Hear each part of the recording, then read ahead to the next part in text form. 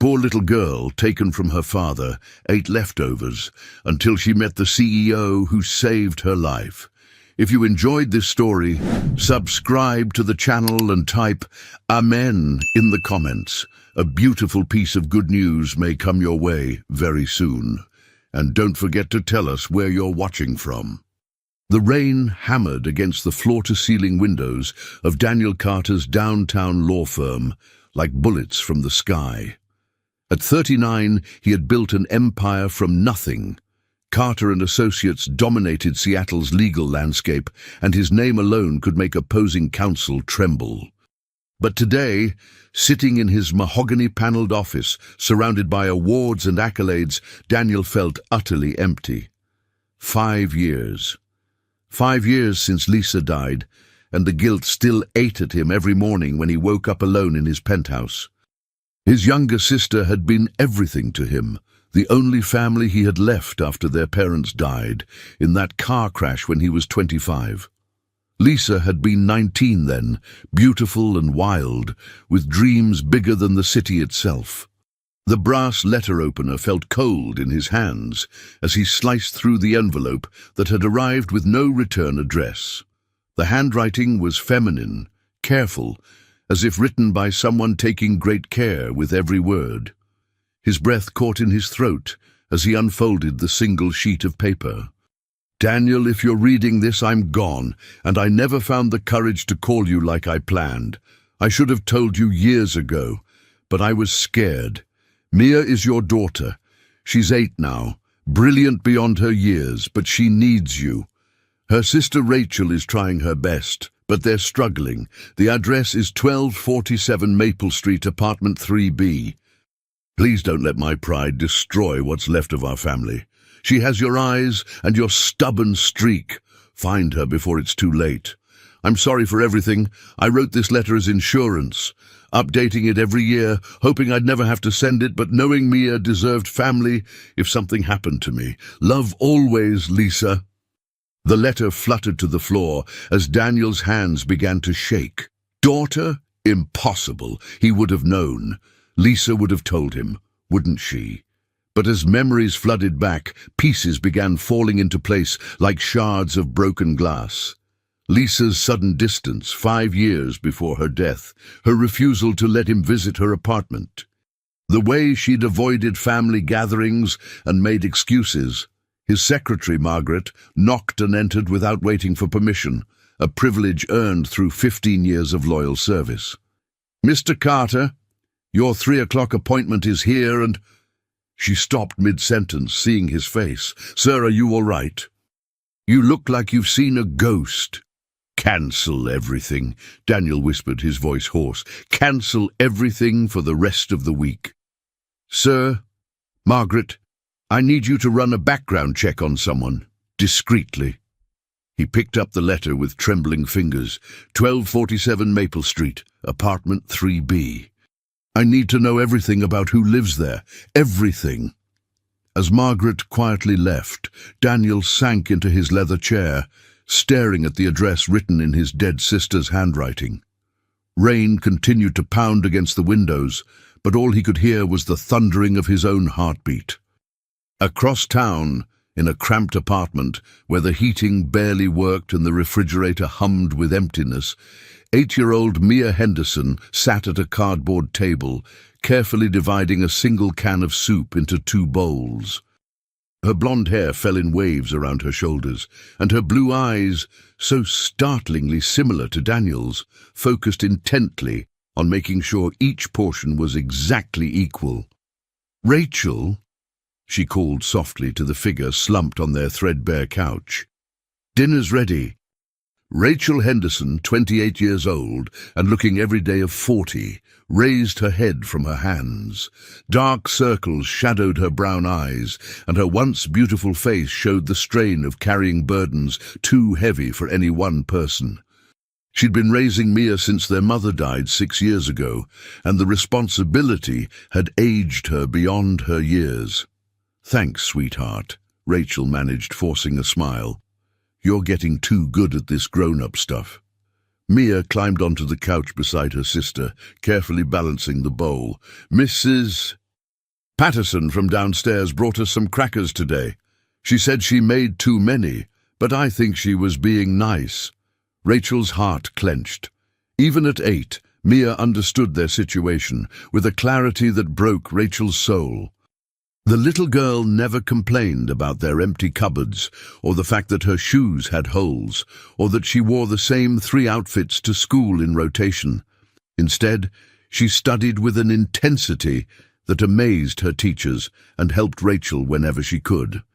"Mia, what if I told you that somewhere out there you might have family we've never met?"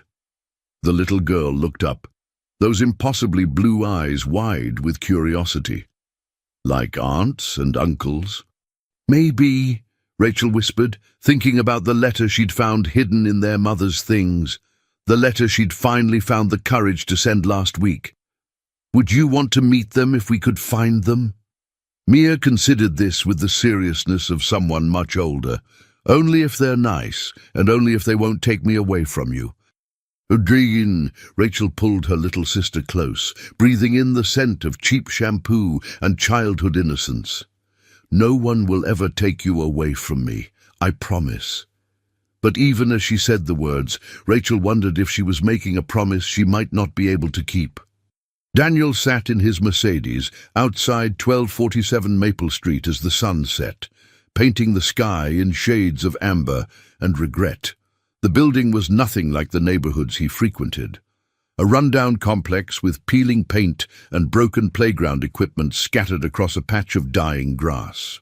His chest tightened as he imagined his possible daughter living here, struggling in ways he'd never had to struggle. Margaret's background check had revealed more than he'd wanted to know. Rachel Henderson, unemployed for 3 months after the diner where she worked closed down. Multiple eviction notices, past due utility bills. And Mia Henderson, 8 years old, honor roll student at Lincoln Elementary, despite missing school occasionally for reasons the teachers suspected but never reported. The math was crushing in its simplicity. If Lisa had gotten pregnant at 24 and hidden it from him, Mia would be exactly 8 years old now.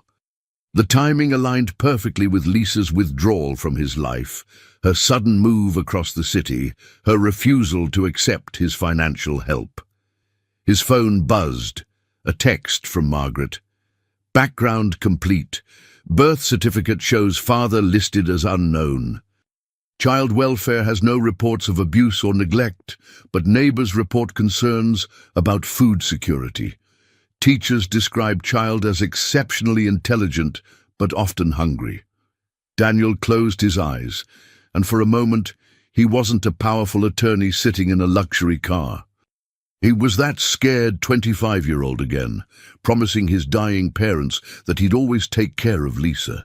He'd failed then, and now, if this letter was real, he'd failed again. A movement caught his eye. A young woman emerged from the building, her dark hair pulled back in a tired ponytail, followed by a small blonde girl who moved with careful, practiced steps. Even from a distance, the resemblance was undeniable. The set of her shoulders, the way she tilted her head when she was thinking, it was Lisa, but it was also him. As they walked toward the small market on the corner, Daniel watched Mia count coins from a small purse, her sister bending down to whisper something that made the little girl nod seriously. They disappeared into the store, and Daniel found himself getting out of his car, drawn by a force he couldn't name. Through the market's grimy windows, he watched them navigate the aisles with the efficiency of people who'd done this dance many times before. Mia held a calculator, carefully checking prices, while Rachel picked up items and put them back down. The intimacy of their struggle, the way they communicated without words, spoke of a bond forged in hardship. When they emerged, Mia was carrying a single bag that looked pathetically small, but she was smiling at something Rachel had said. They walked past Daniel's car without noticing him, and he heard Mia's clear, bright voice. "Tomorrow, I'm going to finish that story I'm writing for you, the one about the princess who saves everyone." Daniel sat back in his Mercedes and cried for the first time since Lisa's funeral. The law offices of Carter and Associates had never felt more like a prison. Daniel had spent 3 sleepless nights researching, planning, and trying to figure out how to approach 2 strangers who might be his family. His usual confidence, the courtroom presence that had made him legendary, deserted him completely when he thought about walking up to that apartment door. Margaret knocked and entered with his morning coffee and a concerned expression. "Sir, you haven't eaten anything in days." And Mrs. Williams called. "You missed the Henderson settlement meeting yesterday." "The what?" Daniel looked up from the stack of papers he'd been pretending to read. "The Henderson settlement, sir. Ironic name considering." She gestured toward his desk, where he'd left the letter and background check materials spread out like evidence in a case he couldn't solve. Henderson. He'd been so focused on Mia and Rachel's situation that he hadn't even noticed they shared a surname with one of his biggest clients. The universe seemed determined to weave connections he couldn't ignore. "Margaret, I need you to do something for me, something unusual." His secretary sat down, her pen poised with the efficiency of someone accustomed to unusual requests from her boss. "Of course, sir. I want to help that family anonymously. Set up a scholarship fund, grocery deliveries, utilities, whatever they need, but I don't want them to know it's coming from me. Not yet." Margaret's eyebrows rose slightly, but she simply nodded. "May I ask why the secrecy, sir?" Daniel picked up the letter, reading it for the 100th time.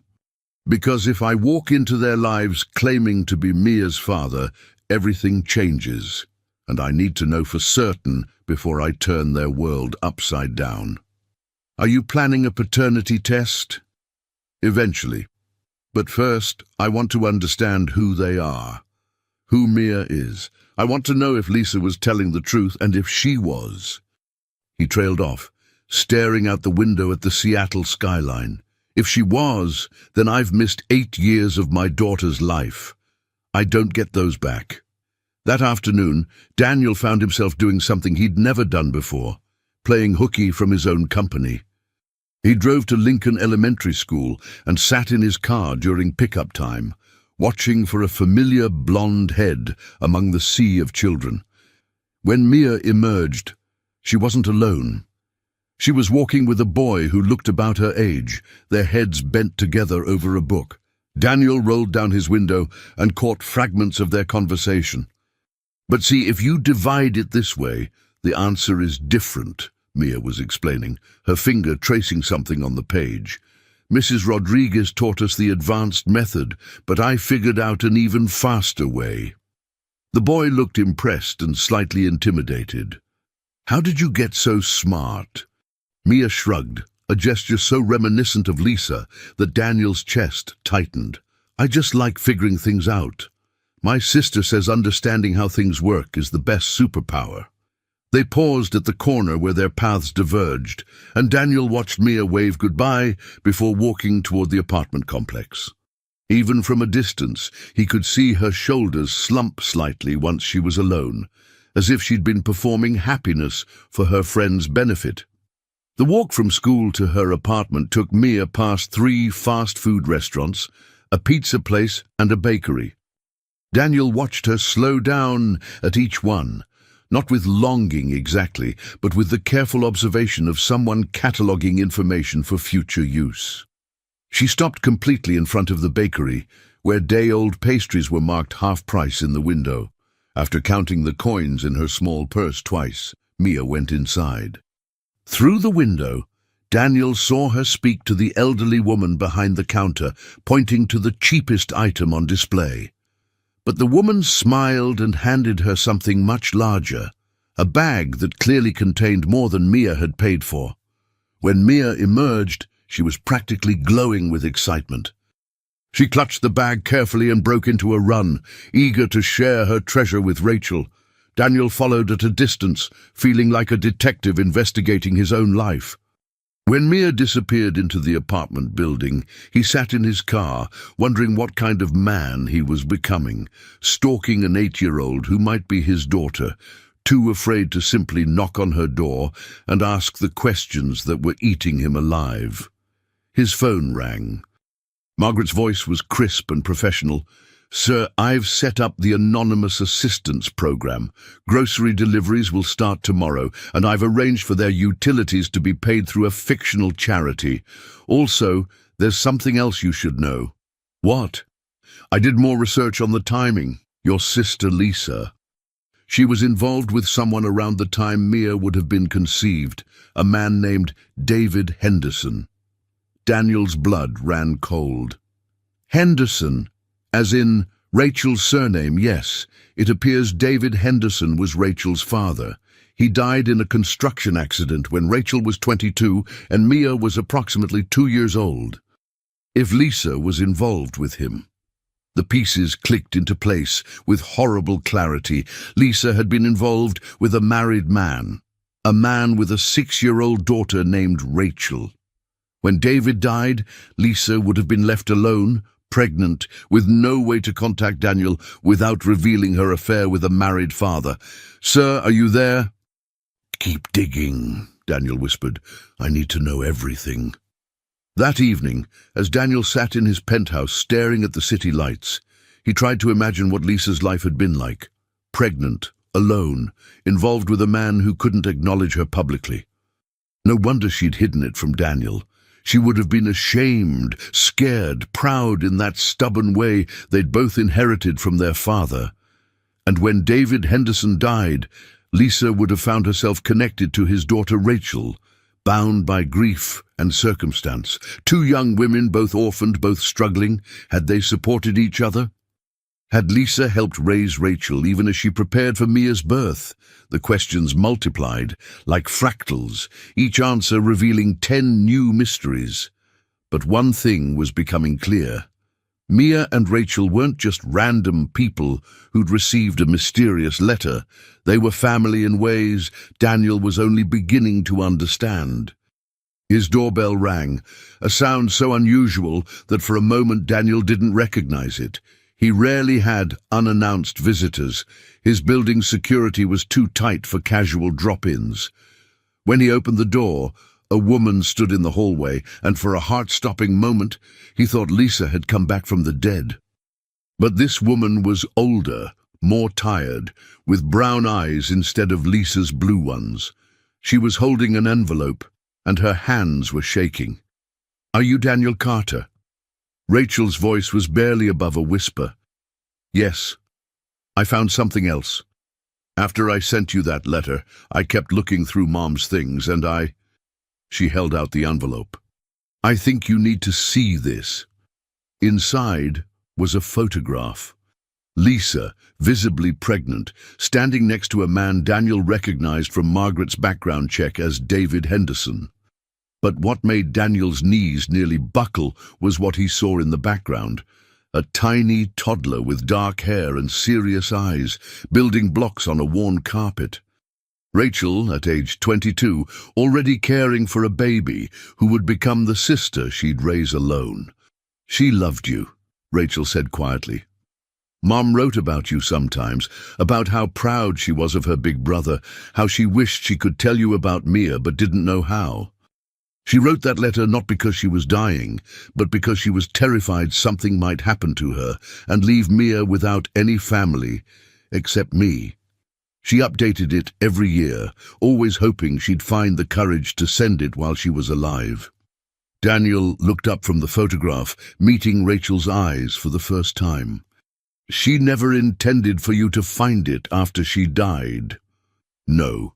She wanted to tell you herself, but she was ashamed of the affair with David, scared you'd judge her for getting involved with a married man. When David died and left us both alone, she felt like she'd made too many mistakes to deserve your help. The letter was her insurance policy, in case something happened to her before she worked up the courage to face you." Rachel's voice grew quieter. "The night before the accident, she told me she was planning to call you. She said Mia deserved to know her uncle, and maybe it was time to stop letting pride keep our family apart. If she'd lived one more day. Rachel, Daniel said gently, I think we need to talk. As she stepped into his penthouse, Daniel realized that his carefully ordered world was about to change forever. And for the first time in 5 years, that didn't terrify him. It gave him hope.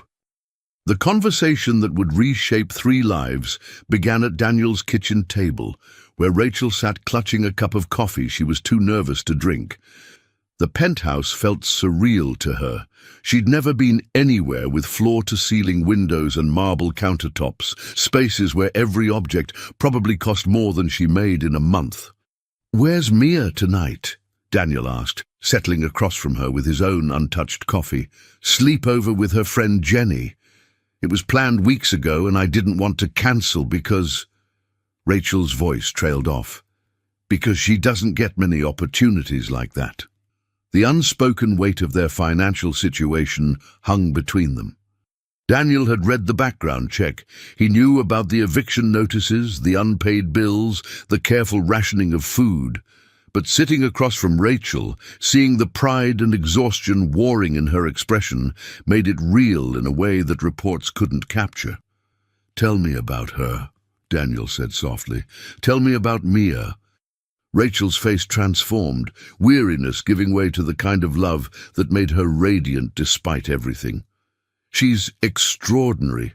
Not just smart, though she is that. She reads at a high school level, does math in her head that I need a calculator for. But it's more than that. She sees things differently, makes connections other people miss." "Like what?" "Last month, she figured out our upstairs neighbor was diabetic just by watching him for a week. She noticed he was always tired after meals, that he threw away a lot of food, that he walked differently on certain days. When she asked him about it, and Mia has no filter when she's curious, he was amazed. Said even his doctor hadn't picked up on the patterns that quickly." Daniel felt a flutter of recognition. As a child, he'd driven their parents crazy with similar observations, the kind of pattern recognition that would later make him a formidable attorney. "Does she know about potentially having other family?" Rachel shook her head. "Not specifically. I told her we might have relatives we've never met, but I didn't want to get her hopes up. She's been disappointed too many times already." "By me," Daniel said quietly. "By family she didn't know existed." "By circumstances," Rachel corrected firmly. "You didn't know about her. None of this is your fault." But Daniel wasn't sure he agreed. If he'd been more attentive to Lisa, more persistent when she'd started pulling away, would things have been different? The guilt was a familiar companion, one that had been eating at him since Lisa's death. "Rachel, I need to ask you something, and I need you to be completely honest with me." She straightened, sensing the shift in his tone. "Do you believe Mia is my daughter?" Rachel was quiet for a long moment, studying his face with the same careful attention Mia applied to solving problems. "Yes," she said finally. "She has your eyes, obviously, but it's more than that. She has your intensity, I guess. When she's focused on something, the whole world disappears, and she argues like a lawyer." Despite everything, Daniel smiled. "That could be environmental." "No." Rachel shook her head. "I've seen her with other adults, other kids. She adapts her communication style, depending on who she's talking to, like she's naturally reading what approach will be most effective. It's not something I taught her. It's just who she is." Daniel felt a strange mixture of pride and loss. Pride in a daughter he'd never known he had, loss for all the moments he'd missed. What does she want to be when she grows up? "Changes every week," Rachel laughed. "Last week, she wanted to be a marine biologist who designs video games on the side. This week, she's thinking about becoming a teacher because Mrs. Rodriguez lets her help tutor the other kids. She likes helping people. She likes solving problems. People problems, math problems, doesn't matter. Give Mia a puzzle and she won't rest until she figures it out. Rachel's expression grew serious. The problem is, she's been trying to solve our money problems for months now. She suggested she could get a paper route, or maybe we could start a small business selling her drawings at the farmer's market. She's 8 years old, and she's trying to figure out how to pay our rent. The weight of that settled over Daniel like a physical presence. While he'd been working late, making more money than he could spend, his daughter had been calculating how to afford groceries. "I want to help," he said carefully, "but I don't want to disrupt what you've built with her. You're her stability, her security. I understand that." Rachel's eyes filled with tears she'd been holding back. "I love her more than my own life, but I'm failing her, Daniel.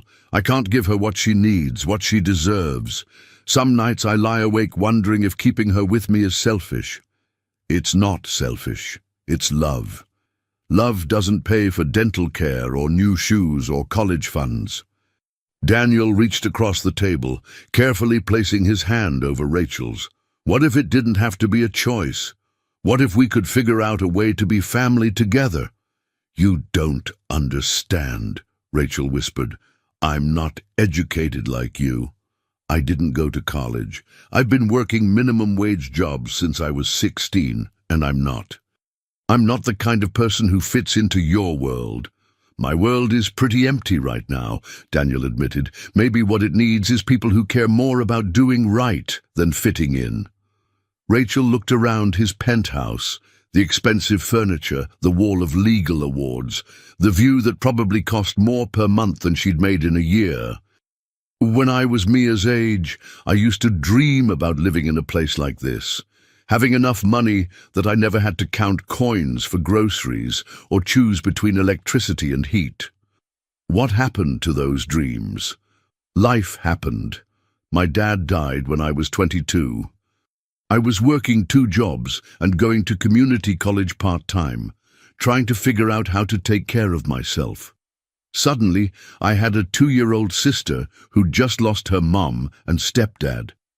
The social worker said they could find separate foster homes for both of us, but I couldn't let that happen." Rachel's voice grew stronger. "Mia was this tiny, scared little thing who would only stop crying when I held her. How could I let strangers take care of her when she needed me?" "So you gave up college." "I gave up everything." "College?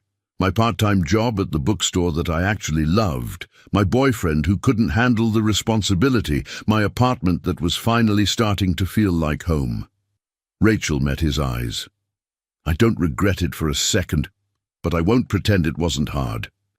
Daniel felt a surge of respect for this woman who had sacrificed her entire future for a child who wasn't even biologically hers.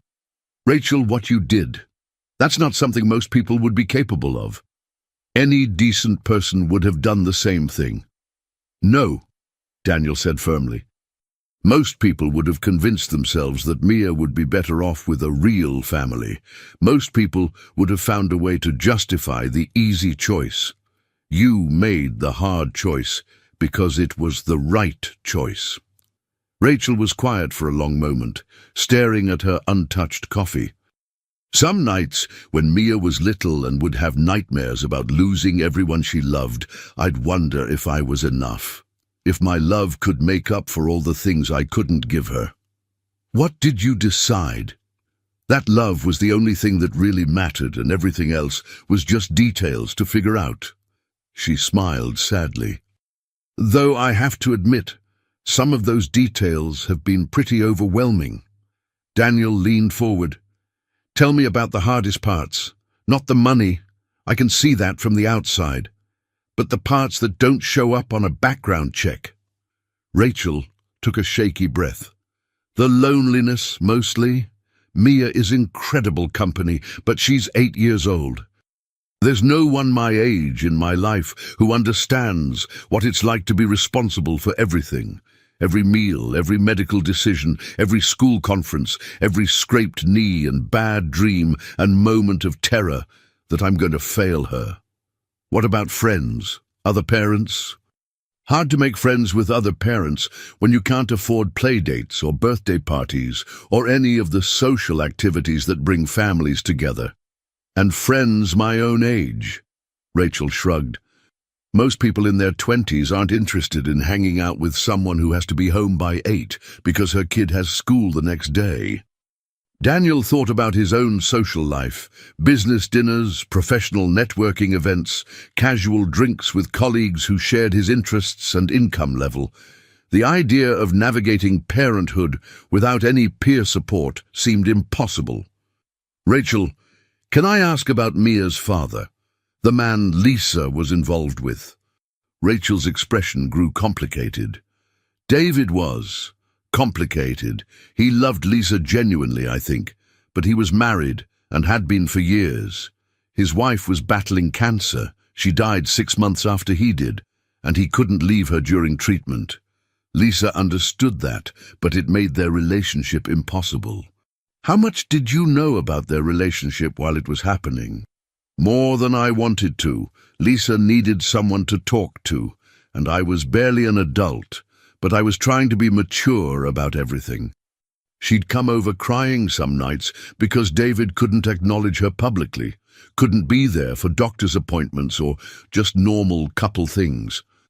Other nights she'd be glowing because he'd managed to steal away a few hours to spend with her and Mia. It must have been painful for her. It was painful for everyone. David felt guilty about the affair, guilty about not being able to be a real father to Mia, guilty about keeping secrets from his dying wife. Lisa felt guilty about being involved with a married man, guilty about wanting more than he could give her. And I felt guilty because part of me was angry at both of them for creating such a mess when there was a baby involved.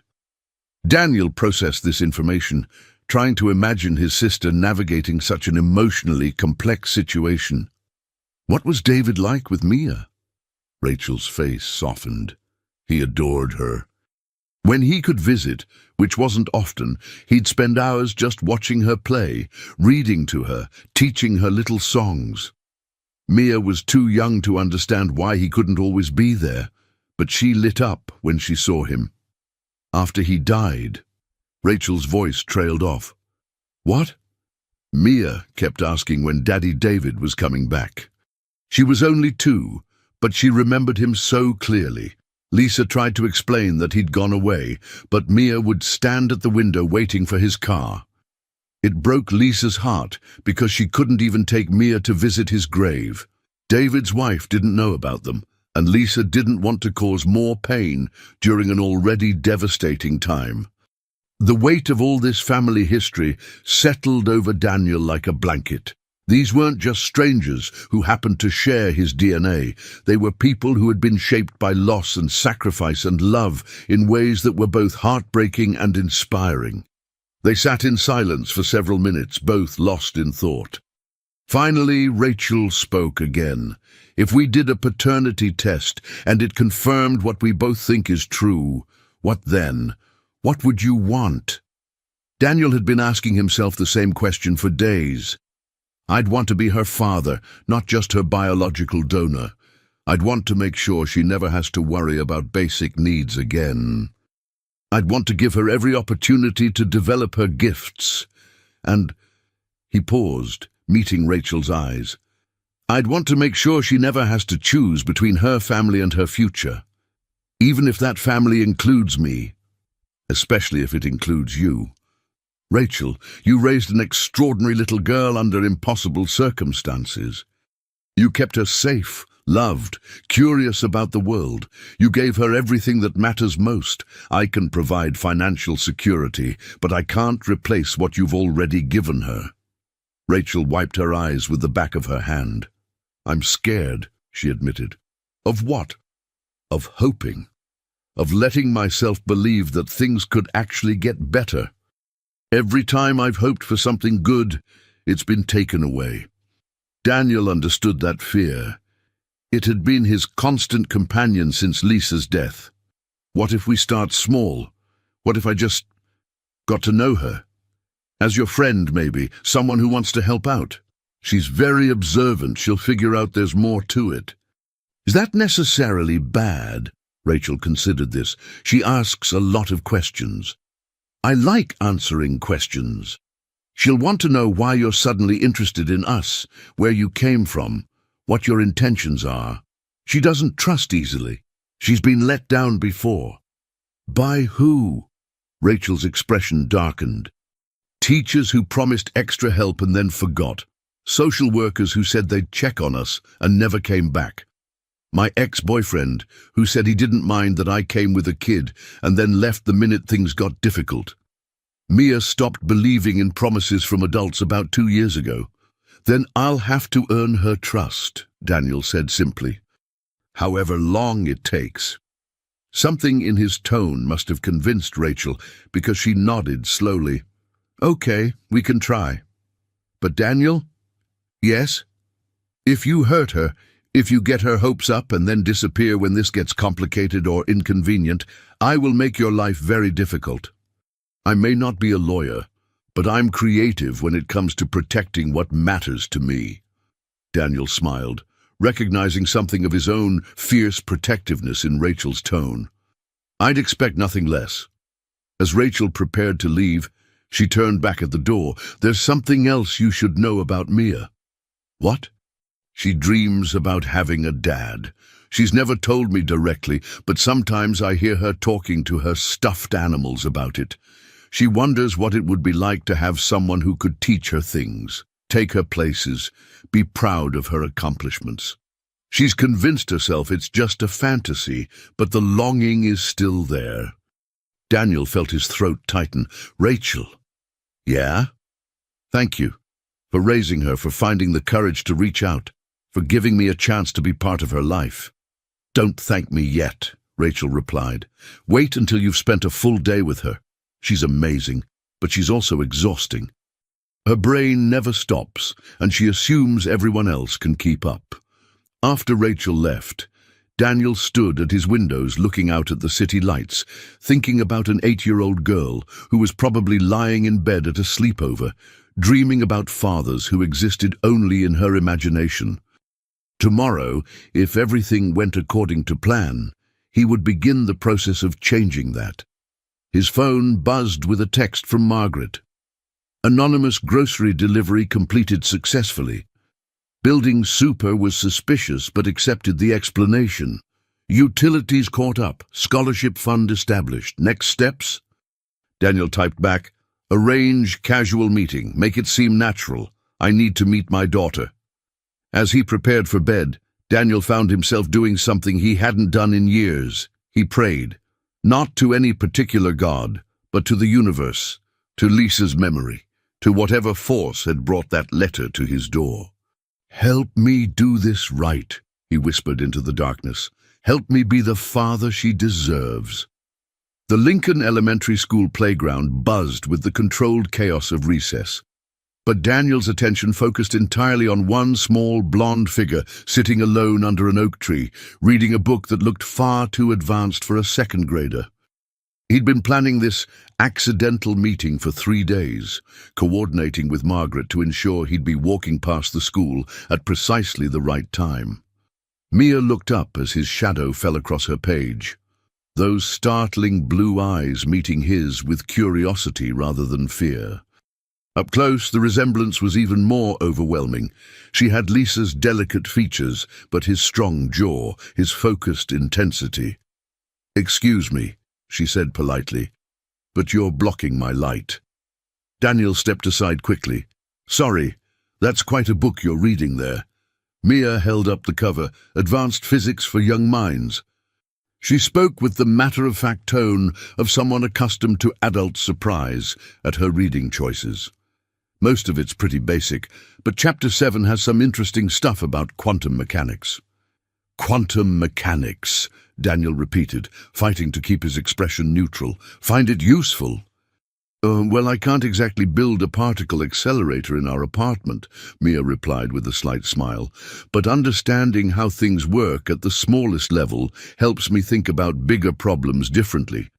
Before Daniel could respond, a woman's voice called across the playground, Mia, time to go, sweetheart. Daniel turned to see a stunning brunette approaching, Tall, confident, with warm brown eyes and a smile that seemed to light up the space around her. She wore scrubs under a light jacket, and her entire demeanor radiated competence and kindness. "Dr. Sarah," Mia said, jumping up with obvious affection, "this man was asking about my book." Sarah Chen extended her hand to Daniel with professional courtesy. "Sarah Chen, I'm a pediatric nurse at Seattle Children's Hospital. You are?" "Daniel Carter." He shook her hand, noting the strength in her grip and the way her presence seemed to calm something anxious in Mia's posture. "I was just impressed by Mia's reading material." "Daddy, she's remarkable," Sarah said, her voice filled with genuine admiration as she looked down at the little girl. "Mia, why don't you gather your things? Rachel asked me to pick you up today since she had that job interview." As Mia packed her book into a worn backpack, Daniel seized the opportunity. "Job interview?" Sarah's expression grew slightly cautious. "Are you a friend of the family?" "I'm, potentially. It's complicated." Something in his tone must have reassured her, because Sarah nodded slowly. "She's interviewing for a position at Morrison's restaurant downtown. The pay is better than what she was making, but the hours are tough. Night shift. Weekends." Daniel's lawyer instincts kicked in. That would mean less time with Mia. "Rachel's doing her best," Sarah said, a protective edge creeping into her voice. "She's an amazing guardian to that little girl." "I wasn't criticizing," Daniel said quickly. "I have a lot of respect for what she's done." Mia reappeared at Sarah's side, looking up at both adults with the calculating expression Daniel was beginning to recognize. "You two are talking about Rachel like she's not going to get the job." "We just want her to succeed," Sarah assured her. "She will," Mia said with absolute confidence. "She's smarter than people think. She just never had the chance to prove it." As they prepared to leave, Mia surprised Daniel by stepping closer to him. "Mr. Carter, can I ask you something?" "Of course." "Are you the reason Mrs. Patterson suddenly had extra groceries to share? And why the electric company called to say our bill was paid by mistake?" Daniel's carefully planned anonymity crumbled under the weight of an 8-year-old's deductive reasoning. "What makes you think that?" "Process of elimination," Mia replied calmly. "Mrs. Patterson has never had enough food to share before. The utility company doesn't make mistakes like that. Someone with resources has been helping us, and you're the first person with obvious wealth who's shown any interest in our situation." She paused, studying his face. "Also, you look like someone who would want to help, but wouldn't know how to do it directly." Sarah stared at Mia in amazement. "How did you—" "It's just logic," Mia said matter-of-factly. "The question is why. Mr. Carter, do you know something about our family that we don't know?" Daniel found himself at a crossroads he hadn't expected to reach so soon. This 8-year-old had just dismantled his careful planning with nothing more than observation and reasoning. "Mia, that's a very complicated question." "I like complicated questions," she replied. "They usually have the most interesting answers." Before Daniel could respond, his phone rang. Margaret's voice was urgent. "Sir, you need to come to the office immediately. There's been a development with the Henderson situation." "What kind of development?" "Ooh, the kind that changes everything. How soon can you be here?" Daniel looked at Mia, who was watching him with those two knowing eyes, then at Sarah, who seemed to be rapidly reassessing his presence in their lives. "I'll be right there." As he hung up, Mia stepped forward. "Mr. Carter, whatever you found out, we can handle it. Rachel and I have been handling difficult things our whole lives." "I know you have," Daniel said softly, "but maybe it's time you didn't have to handle them alone." The law offices felt different when Daniel returned, charged with an electricity that had nothing to do with the storm brewing outside. Margaret met him at the elevator with a manila folder and an expression he'd never seen before. Part excitement, part concern, entirely urgent. "Sir, you need to see this before you go any further with the Henderson family." In his office, Margaret spread the contents of the folder across his desk like evidence in the case of his life. I kept digging into the connection between your sister Lisa and David Henderson, and I found something extraordinary. The first document was a marriage certificate. Lisa Marie Carter and David James Henderson, married in a small ceremony 8 months before Mia's birth. The second document made Daniel's knees buckle. Adoption papers, filed by Lisa Henderson, legally adopting Rachel Henderson as her daughter 6 months after David's death. She married him, Daniel whispered.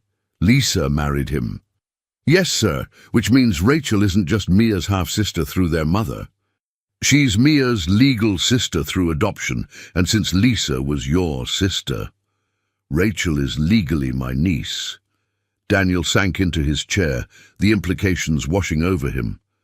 And if Mia is my biological daughter, then you have 2 family members, not 1. Both with legal claims to your support, both orphaned by circumstances you knew nothing about. But Margaret wasn't finished.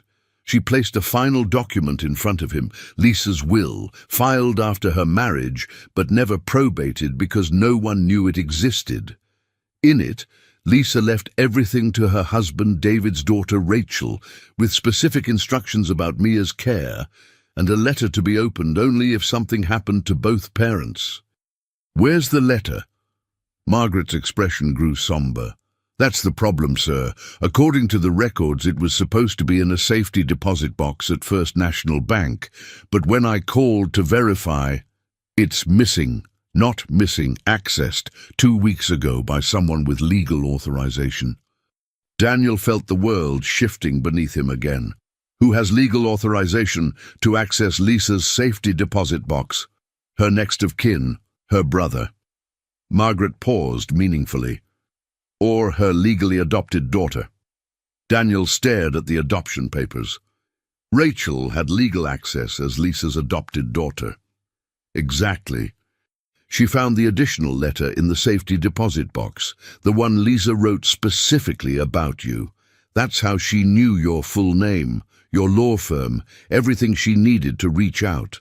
She'd been carrying that letter for 2 weeks, trying to work up the courage to send the first one.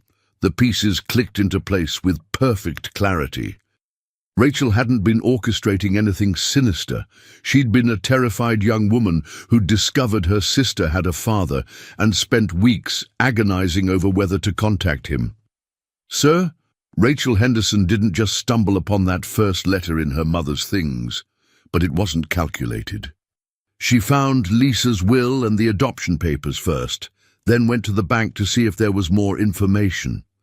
The additional letter in the safety deposit box was Lisa's insurance policy, detailed instructions about contacting you if anything ever happened to her. Rachel waited so long because she was scared of losing Mia, not because she was planning anything. As thunder rolled across the Seattle skyline, Daniel realized that everything he thought he knew about his introduction to Mia and Rachel wasn't manipulation. It was the desperate hope of a family that had been alone too long. His phone buzzed with a text from an unknown number. Mr. Carter, this is Sarah Chen. Mia asked me to give you my number. She said to tell you that she's figured out why you're really interested in their family, and she wants to meet with you tomorrow, alone. Daniel stared at the message, wondering how an 8-year-old had managed to stay 2 steps ahead of him at every turn. Whatever game was being played, Mia had just changed the rules entirely. The coffee shop on Pine Street was nearly empty at 2 o'clock on a Wednesday afternoon, which was exactly what Daniel had hoped for when he suggested the meeting location. What he hadn't expected was for Mia to arrive precisely on time, walking through the door with the purposeful stride of someone who had never doubted she belonged anywhere she chose to be. She slid into the booth across from him and folded her hands on the table with a composure that would have impressed his most seasoned corporate clients. Thank you for meeting me, Mr. Carter. Thank you for asking, though I have to admit, I'm curious how you convinced Sarah to bring you here without Rachel knowing. Mia's smile was enigmatic. I told Sarah I needed to have an important conversation with a potential family member, and that sometimes adults need to hear difficult truths from children before they can make good decisions. And she believed that? Sarah is very smart. She's also been watching Rachel struggle for months, and she knows we need help, even if Rachel's too proud to ask for it. Mia paused, studying Daniel's face with unsettling intensity. She also thinks you're not telling us everything about why you're interested in our situation. Daniel felt like he was being cross-examined by the world's youngest prosecutor. What do you think? I think, Mia said carefully, that you're my father. The words hung in the air between them like a challenge.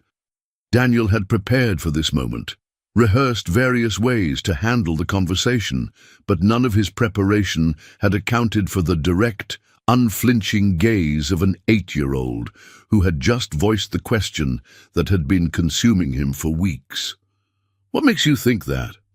Evidence, Mia replied matter-of-factly. Physical resemblance, which could be coincidental but probably isn't. Your sudden interest in our welfare, combined with your resources and lack of obvious motivation, unless there's a personal connection. The timing of your appearance in our lives, which correlates with Rachel going through Mom's old papers. She leaned forward slightly. Also, you react to me the way people react when they see something they recognize. Daniel felt a mixture of pride and terror. Pride because this brilliant little girl was quite possibly his daughter. Terror because she was clearly capable of outmaneuvering him intellectually. Mia, even if what you're suggesting is true, it's not that simple. Why not? You're either my biological father or you're not. Everything else is just logistics. What about Rachel? What about the life you've built together? For the first time, Mia's composure cracked slightly.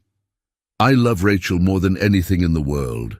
She saved me when Mom died, and she's been the best sister anyone could ask for. But she stopped, clearly struggling with something. But she's 28 years old, and she's never had a chance to have her own life because she's been taking care of me. She deserves more than working double shifts to keep us fed. She deserves to fall in love, maybe get married, have her own family. Mia's voice grew quiet. I've been holding her back. Mia, that's not true. It is true, and Rachel would never admit it because she loves me too much. But I see how she looks at other people our age when they talk about college, or traveling, or dating. She gave up everything for me, and I can't let her keep sacrificing her future for my security. Daniel felt his heart breaking for both sisters. What are you suggesting? I'm suggesting that if you're really my father, maybe there's a way for everyone to get what they need.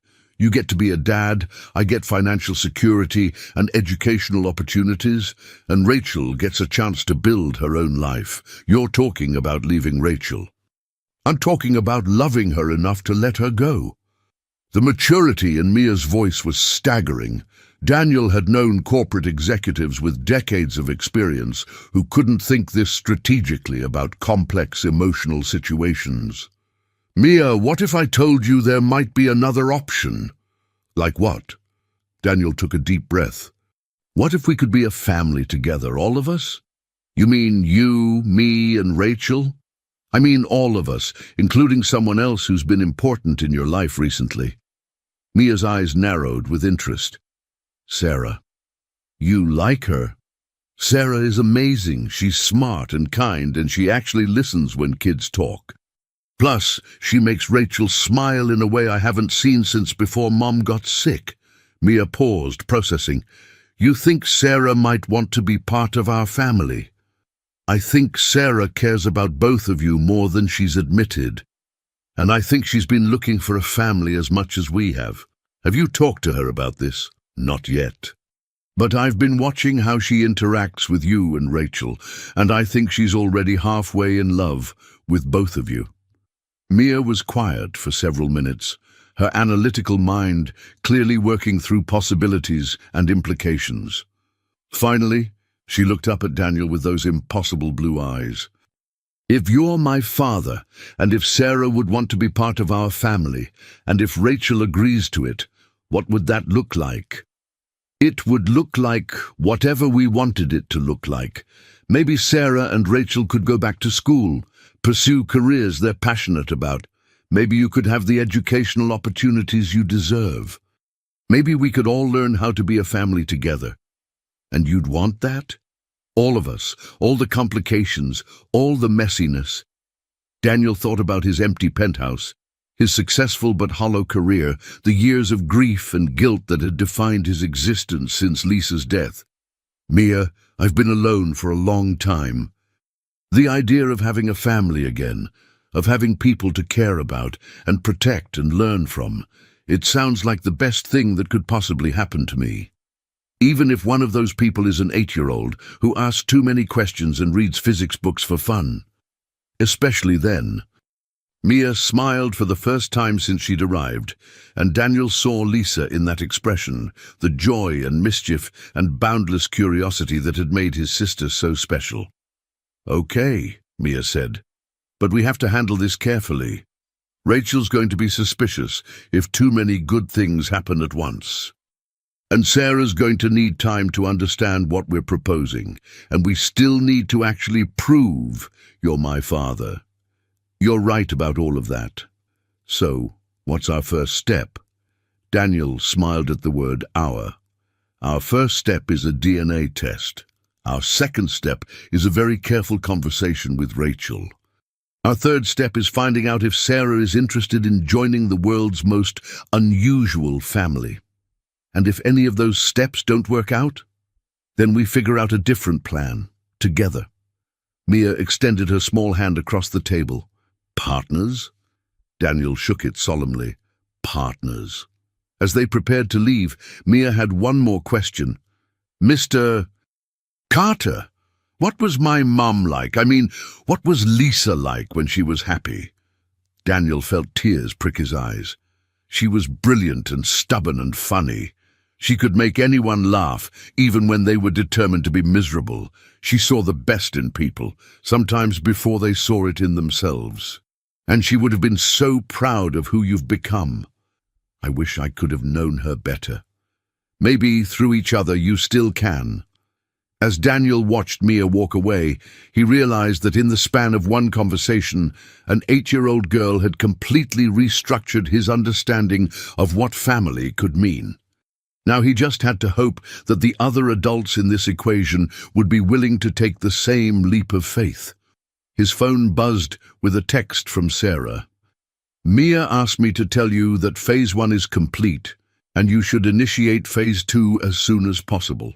I have no idea what that means, but she seemed confident you would." Daniel laughed out loud, earning curious looks from the other coffee shop patrons. Clearly, his daughter had inherited more than just his analytical abilities. She'd also inherited his talent for strategic planning. The question now was whether Rachel would appreciate being outmaneuvered by her 8-year-old sister, or if this would blow up before any of them had a chance to see what they could build together. The DNA test results arrived on a Thursday morning that felt like the day Daniel's real life finally began. He stared at the document in his hands, the scientific proof of what his heart had already known. Mia Henderson was his daughter, sharing 97% of his genetic markers. 8 years of her life had passed without him, but if he had anything to say about it, he wouldn't miss another moment. Margaret knocked and entered with coffee and a knowing smile. "Good news, I assume." "The best." Daniel set down the results and picked up his phone. "Cancel everything today. I need to have the most important conversation of my life. With Rachel, with all of them. It's time to stop planning and start living." The apartment at 1247 Maple Street looked different when Daniel arrived that afternoon, not because anything had changed, but because he was seeing it through the eyes of a father rather than a stranger. The worn furniture and patched walls no longer spoke of poverty, but of resilience. The careful organization of limited space no longer looked desperate, but resourceful, Rachel answered the door with Mia beside her, and Daniel could see the curiosity and caution warring in both their expressions. Behind them, Sarah sat at the small table, her presence both surprising and perfectly right. "I asked Sarah to be here," Rachel said before Daniel could comment. "Whatever this is about, she's become important to our family." Daniel felt a surge of gratitude for Rachel's instinctive understanding of what mattered. "I'm glad she's here. What I have to say affects all of us." They gathered around the table where Mia had divided so many meager meals, but today the atmosphere was charged with possibility instead of scarcity. Daniel pulled out the DNA results and placed them in the center of the table like an offering. "Mia is my daughter," he said simply, "biological and official and without any doubt." Rachel reached for the papers with shaking hands, scanning the scientific proof of what she'd hoped and feared in equal measure. So it's true. Everything in Mom's letter was true.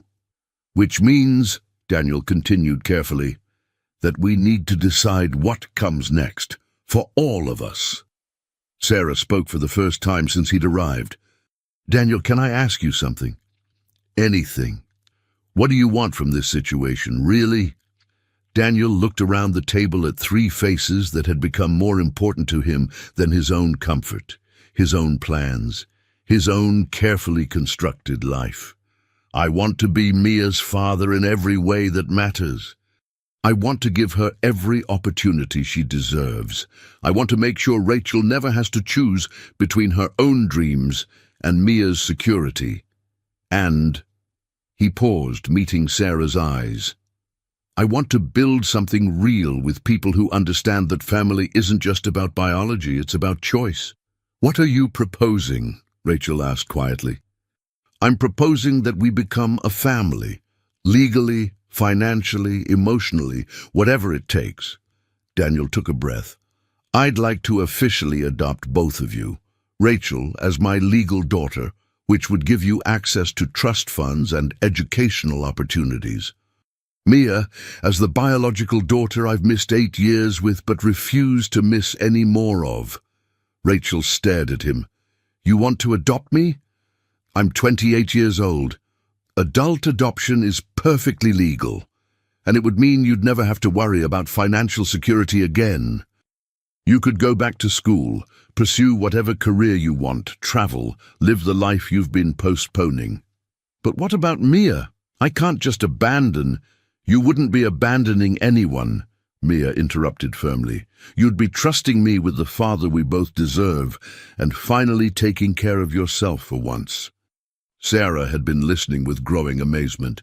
"This is incredible, but where do I fit into this picture?" Daniel turned to her, his heart pounding. "Sarah, I know we've only just met, but Mia and Rachel both light up when you're around. You bring something to their lives that I can't provide alone, and if you're willing..." He paused, gathering courage for the most important question of his life. "Would you consider being part of this family? Not just as a friend, but as a partner in raising Mia, in building something extraordinary together?" The silence stretched for several heartbeats. Then Sarah laughed, not mockingly, but with the sound of someone recognizing the answer to a question she'd been afraid to ask. "Are you proposing to me, Daniel Carter?" "I'm proposing that we get to know each other better while building a life that gives these amazing girls everything they deserve. If romance develops along the way, even better. If not, we'll still be family." Sarah looked at Mia and Rachel, seeing the hope and fear and love in their faces. "What do you two think about this crazy plan?" "I think," Mia said solemnly, "that Sarah makes Rachel happy in a way nobody else has. And I think Daniel is the father I've been dreaming about my whole life.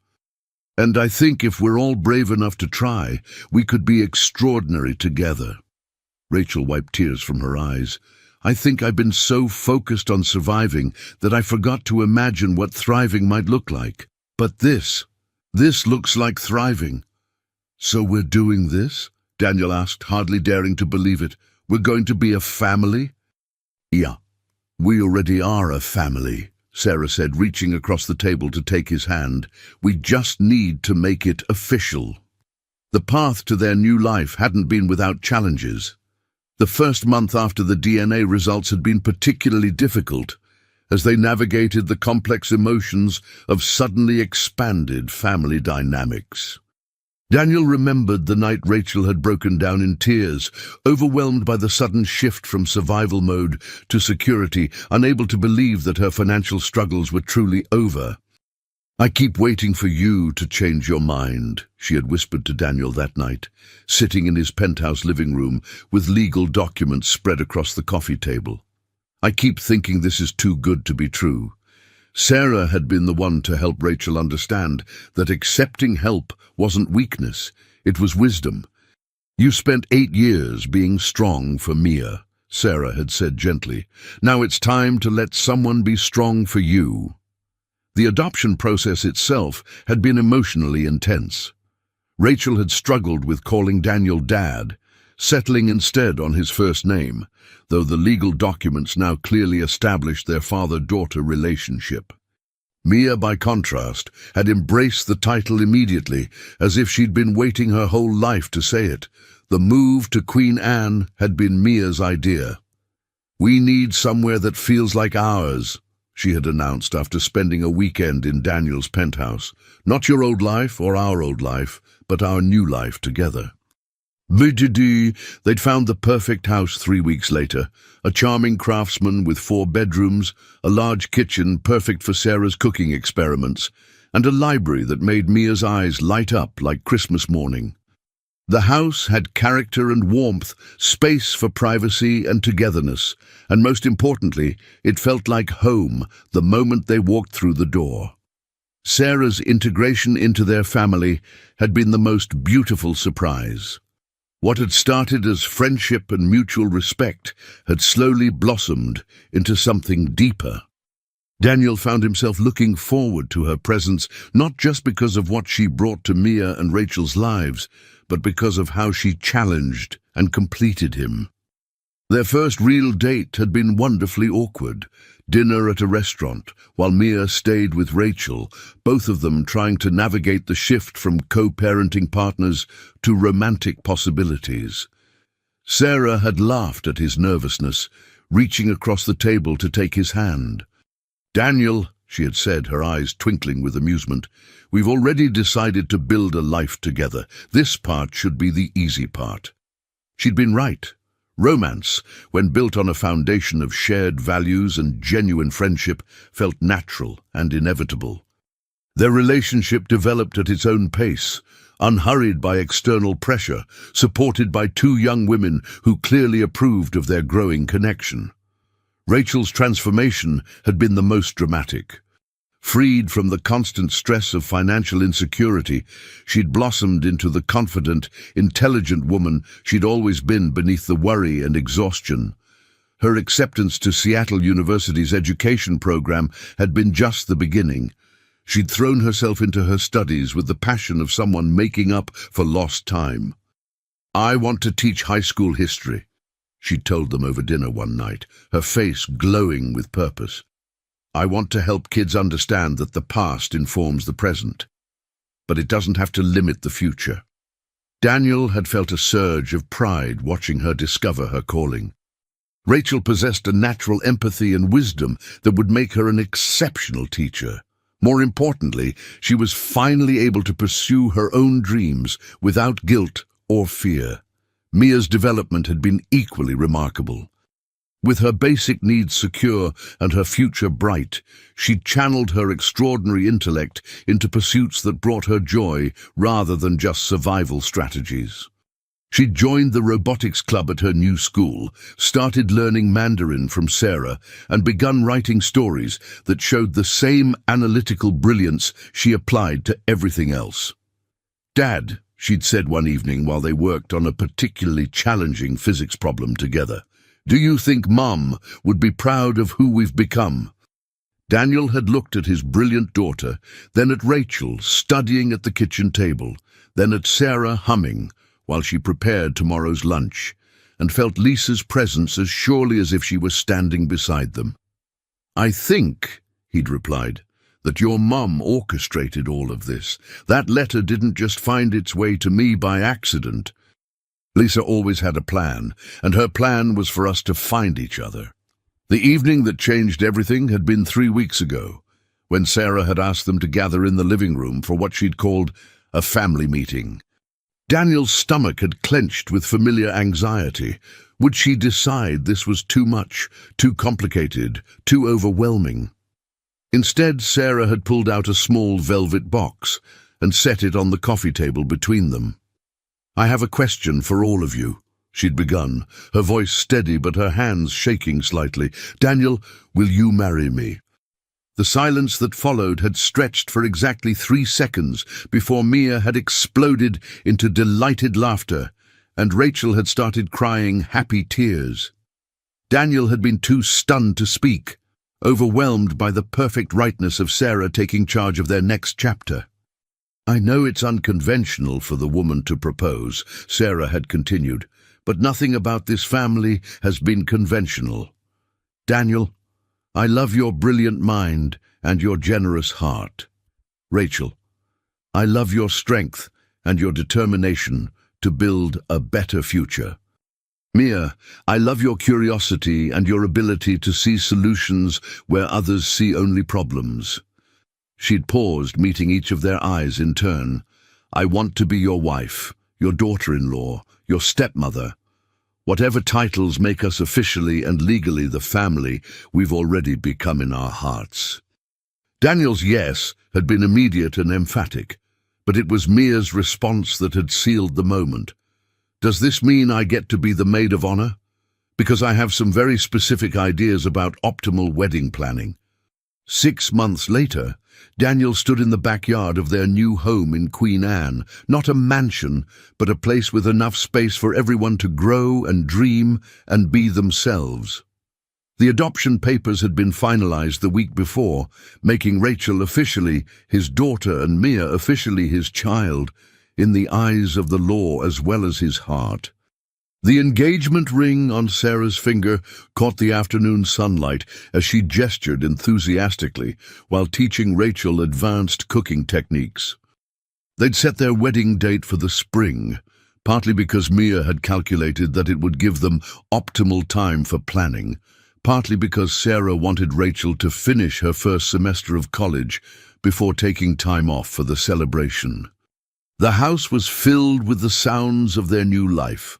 Rachel's laughter as she talked about her professors and classmates, Sarah's voice explaining the chemistry behind perfect caramelization, and the classical music that Mia had discovered she loved, playing softly in the background while she worked on her latest robotics project. "Dad." Mia appeared at his side, the word still new enough to make his heart skip. "Sarah wants to know if you're ready for dinner. She made that fusion Korean-Italian thing you like." "I'll be right there." Daniel put his arm around his daughter's shoulders, still marveling at how perfectly she fit against his side. "Mia, yeah? Are you happy?" "Really happy?" Mia looked up at him with those brilliant blue eyes that were so like his own, so like Lisa's, so uniquely hers. "Dad, I've been happy for months, but today, watching Sarah teach Rachel how to make her grandmother's kimchi while you helped me with my calculus homework, I realized something." "What's that?" "I'm not just happy. I'm home." As they walked back toward the house where their chosen family waited, Daniel thought about the letter that had started it all. Lisa's final gift, delivered precisely when they all needed it most. He thought about the strange alchemy that had transformed 4 lonely people into something stronger than the sum of their parts.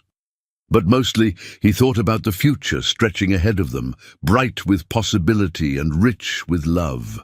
Spring wedding plans to finalize, Rachel's graduation to celebrate, Mia's robotics competition to attend, Sarah's career advancement to support, and 1,000 small moments of ordinary happiness that would weave together into the extraordinary tapestry of their shared life. "Come on, Dad," Mia said, tugging at his hand. "Sarah says she has an announcement about the wedding venue, and Rachel found the perfect dress online." Any idea what venue Sarah chose?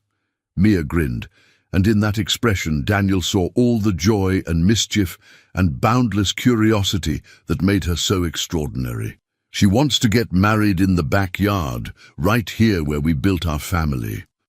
She says she can't imagine starting her married life anywhere else. As they stepped through the back door into the warmth of their kitchen, where Rachel and Sarah were laughing over something silly and wonderful, Daniel realized that sometimes the best miracles are the ones you never see coming. His family was waiting, and for the first time in years, Daniel Carter was exactly where he belonged.